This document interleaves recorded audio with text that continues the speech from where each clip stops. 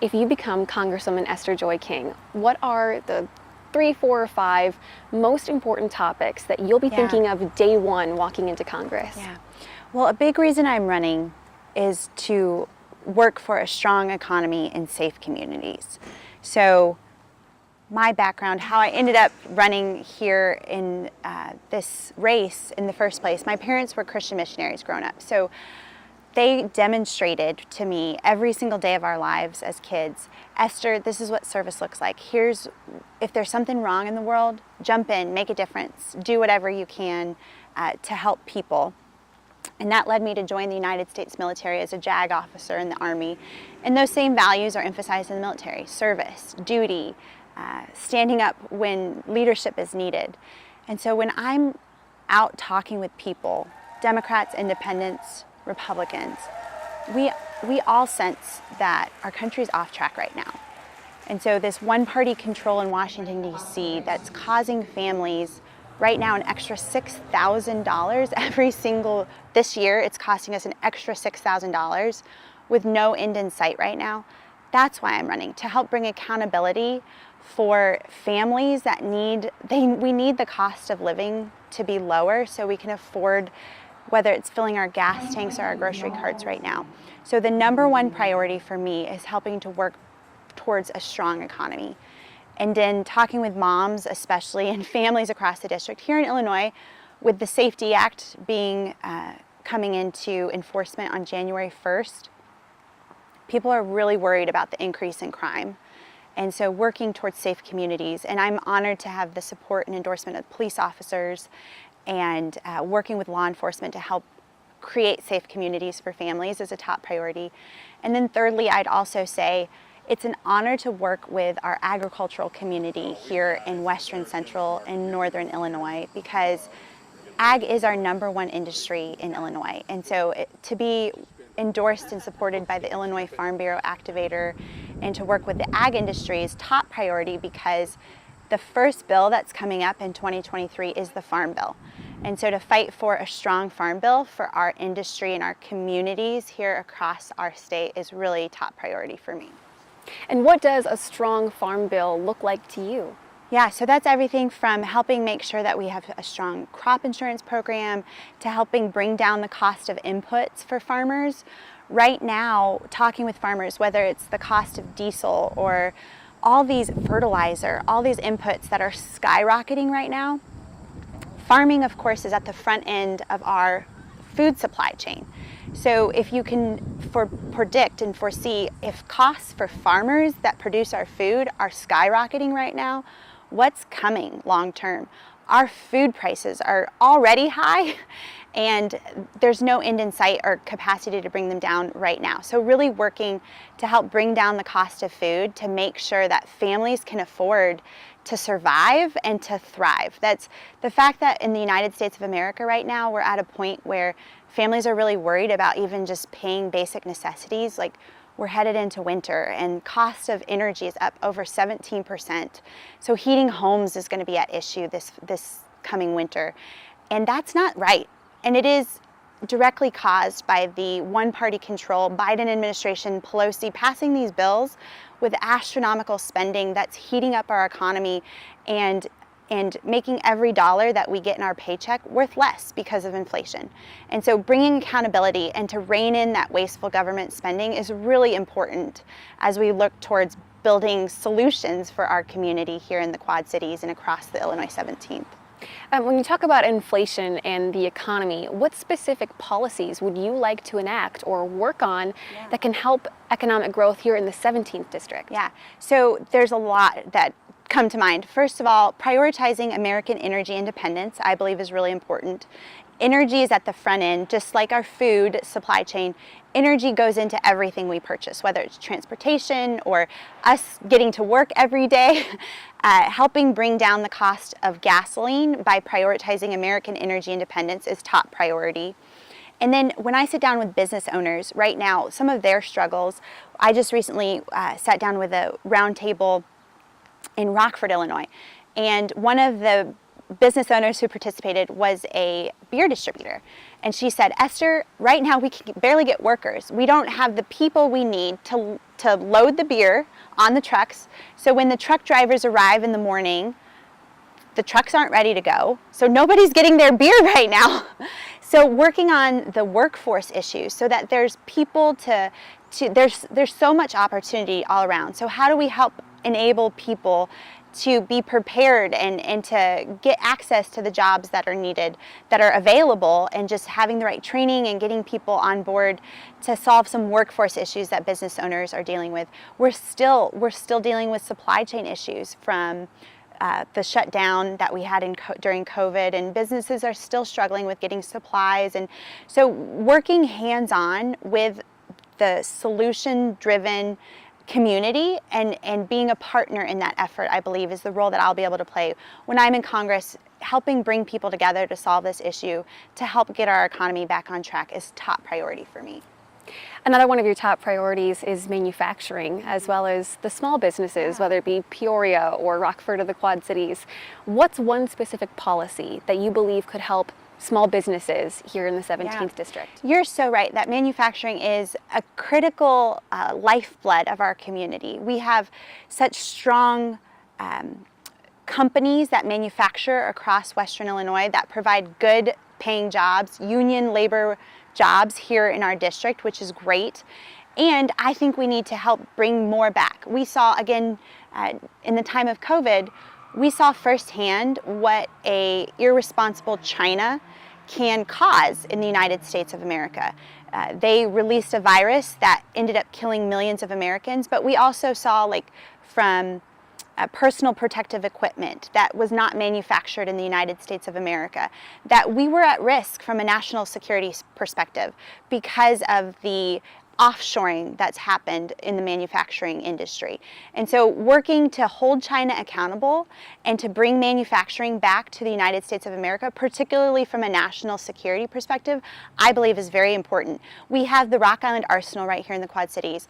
They are the crown jewel. They bring in over $1 billion into our economy here in this community. And so working on defense manufacturing and bringing their suppliers close by to bring jobs here. And we have a strong economy up in the aerospace industry in the Rockford, the northern part of the district. So really highlighting and shining a light on what resources we already have, and then bringing in particularly reshoring supplies that have been manufactured in China historically. Let's bring those back to the United States to help improve our national security because of what we learned, the lessons that we've learned during the COVID lockdowns. I want to move on to education and ask what you view is the biggest challenge to education in the 17th District. Yeah. Well, I just read an article this morning about how poorly Illinois performs on the education front. And that really breaks my heart because I consider education to be one of the most, it's a great equalizer for people. I experienced that myself. I was born, my family was homeless when I was born. So for the first 3 years of our lives, my dad had found a broken down school bus that he built bunk beds in for me and my brothers and sisters. And so to come from that and to now, just a short 36 years later, be running for United States Congress, the enabler for me was my high quality education. My mom and dad emphasized, Esther, make sure you love learning. Make sure you learn when you read a book, devour it and learn everything you can from it. Make sure you have a strong understanding of arithmetic and those foundational educational skills that even though we came from nothing, mom and dad still prioritized, helped me arrive to this point in my life to be able to join the military and become a lawyer, a JAG officer, a Judge Advocate General in the military.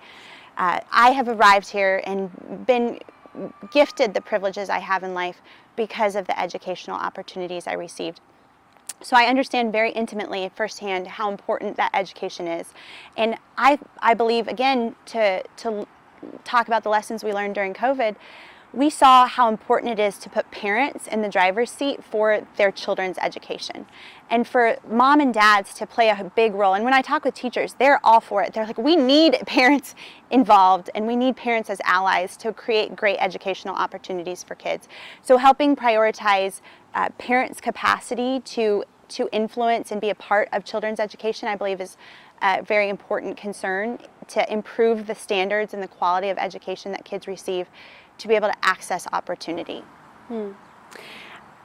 Knowing that you are pro-Second Amendment, what is the role that you believe Congress should play or could play when it comes to fighting the epidemic of school shootings? Yeah, well, we think of Uvalde that just happened in Texas, or here in Illinois with Highland Park, or one that's very personal to me was the Tulsa shooting. There was a shooting at a hospital that was around the corner from my brother and sister-in-law's home, and so my nephew was actually at the park across the street from the hospital when that shooting happened.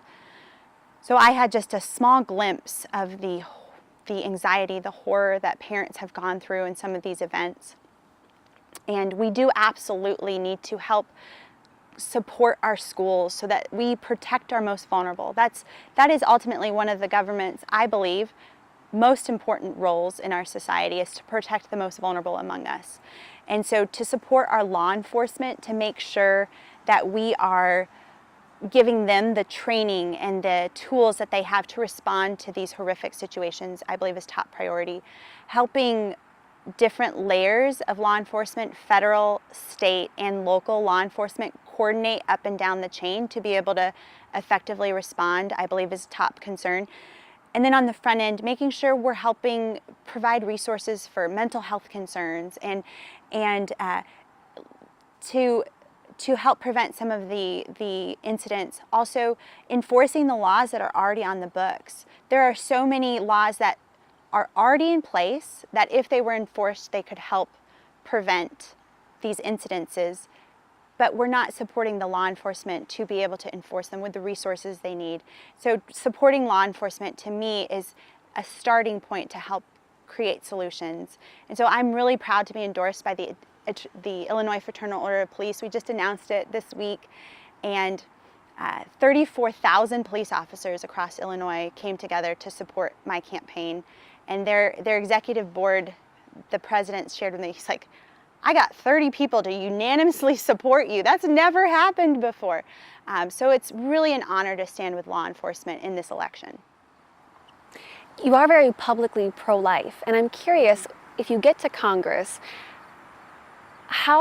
what would you be willing to vote for? How far would you be willing to vote when it comes to things like a national abortion ban? Yeah, well, the Supreme Court decision returned this very important personal decision back to the states, and I believe closer to us, the people. So our voice matters in this conversation, and we are going to come together in an ongoing process to really work through where the state laws are. Here in Illinois, we have some of the most extreme abortion laws in the country. Right now, under J.B. Pritzker, these extreme laws are celebrated by my opponent, we have abortion up to and during birth, paid for by taxpayers without parents involved for minors. Those aren't our values, and that's not who we are. And so this is going to be an ongoing conversation that we have. And when I'm in Congress, I do pledge to help make adoption easier and help support women's health efforts so that on the front end, women have the support they need. There's so much that can be done at the federal level to support this ongoing conversation to help make sure that we're prioritizing women.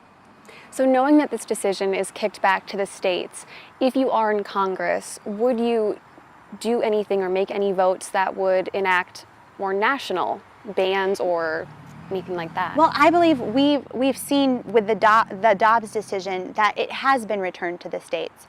From a constitutional perspective, with understanding the law as an attorney, that the states, it's now been returned to the states as a states' rights issue. So this really important and personal conversation, I believe, is going to continue at the state level. 2 years ago, you came so close. Just 4% of the vote separated you and Cheri Bustos. What's different this time around? Yeah, well, what a journey it's been. The 2020 election was truly the honor of a lifetime because I got to be part of a grassroots movement. There's a hunger in our part of the state for better representation. Just the dynamics of this state, people feel left behind quite a bit on our part, on the western side of the state. That's what I've learned in being part of this campaign. And so to stand up and to work hard to get to know the communities and to go to pancake breakfasts and spaghetti dinners and knock on doors and ask people what matters to you, that has been, it's just been this incredible momentum that's built around our campaign because we are here to ask people what they want, not to tell people this is what's important, you should care about it, but I'm here to listen and ask people what matters to you. So you asked what's different between 2020 and 2022.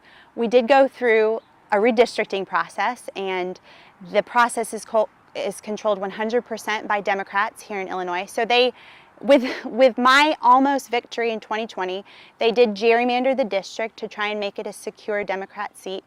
But the people of Illinois, they've underestimated us, and we know that we deserve a better voice. So we're already back. We've overcome that disadvantage that they've tried to give the campaign. And we're already neck and neck with so much excitement and momentum around the campaign that what we're doing for the next 34 days from now until the election is just meeting as many people as possible. I know when I'm talking about bringing accountability to Washington, D.C., and creating a strong economy and a safe nation and an accountable government and a future that's free, that's based on freedom, those ideas resonate. And so 10 times out of 10, when we're talking with voters, they're coming our way. They're so excited to be a part of this because they know we deserve better than the one-party control that Washington has right now that's hurting every single Illinoisan, costing us more than, it's an extra $6,000 a year this year for basic necessities. And so we want better than what we're getting. So when I get to talk with voters and meet them and find out what they care about, they're so excited to be a part of this campaign and what it will mean to bring better representation for our community. Wrapping up, I'm asking this question to your opponent as well, but let's say election night does not go in your favor. Will you support your opponent and this democratic process? Yeah, so yes, there's nothing more important than a secure election and an election that we can trust. And it's, when talking with people, we want to make it easy to vote and hard to cheat. And so we're working hard to work with lawyers and work with poll watchers and election judges to make sure we have the safest, most secure election possible so that not just myself, but every single voter that votes knows that the outcome is trustworthy. That is the foundation of our democracy. So not only will I support the outcome of the election, I'm working to make sure that it is the most trustworthy election possible. And if anyone wants to get involved, they can go to estherforcongress.com. We'd love to have them be part of the campaign. We need all the volunteers we can get, and we'd love to have you be a part. And you can go to estherforcongress.com to get involved. We've covered a lot. Is there anything else you wanted to add before we wrap up?